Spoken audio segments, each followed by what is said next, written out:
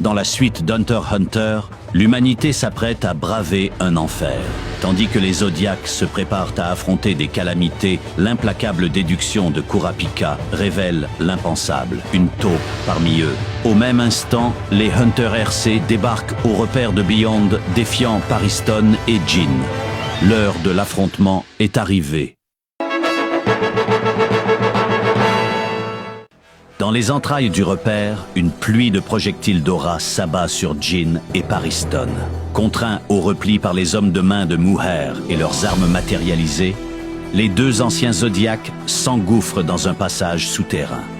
Loin de l'urgence de la situation, leur fuite se transforme rapidement en dispute. Jin est agacé par l'agressivité de leurs poursuivants, blâmant leur mauvais caractère, une remarque que Pariston retourna immédiatement contre lui avec son éternel sourire narquois. Jin, pragmatique, fit taire les railleries, soulignant que cette hostilité était le résultat des provocations initiales de Pariston.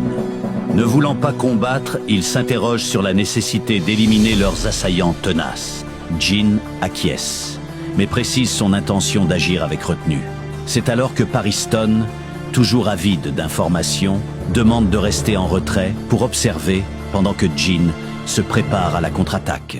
Ce qui suivit laissa Pariston stupéfait. Jin libéra une attaque d'émission, frappant le sol pour propulser 3 ennemis dans les airs via un portail d'aura. Il venait de reproduire à la perfection le coup de poing à distance de Léolio. Face à l'incrédulité de Pariston, Jin livra une explication déconcertante de simplicité. Il ne s'agissait pas d'une capacité volée, mais d'une simple imitation.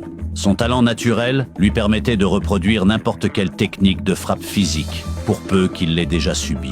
Poussant l'analyse plus loin, Jin déconstruisit le Hatsu de Léolio. Sachant que l'étudiant en médecine cherchait à opérer des patients, Jin déduisit que cette technique d'émission dérivait d'une méthode de diagnostic par palpation et diffusion d'aura, tel un sonar ou une échographie, bien plus discret que le N traditionnel. Appliquant cette théorie instantanément, Jin scanna la zone à travers les murs. Tels des caillots sanguins ou des tumeurs invisibles à l'œil nu, il repéra 2 présences dissimulées et projeta son aura à travers la paroi, neutralisant les dernières menaces avec une précision chirurgicale.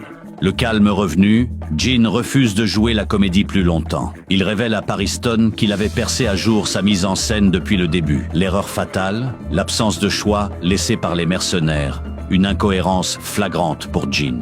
S'il s'était prêté au jeu, c'était uniquement par pitié pour les acteurs forcés de cette mascarade. Le message adressé à Pariston était clair. S'il voulait jauger sa véritable puissance, il devrait se salir les mains lui-même.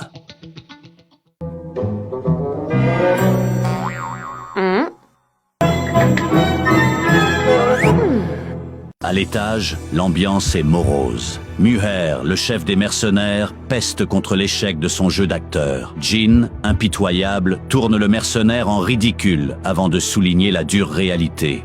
Ces soldats étaient trop faibles pour les horreurs du continent caché. Muher, loin de s'offusquer, confirme cette analyse. Ces hommes ne sont que du soutien. La véritable force de frappe réside ailleurs, en Golem.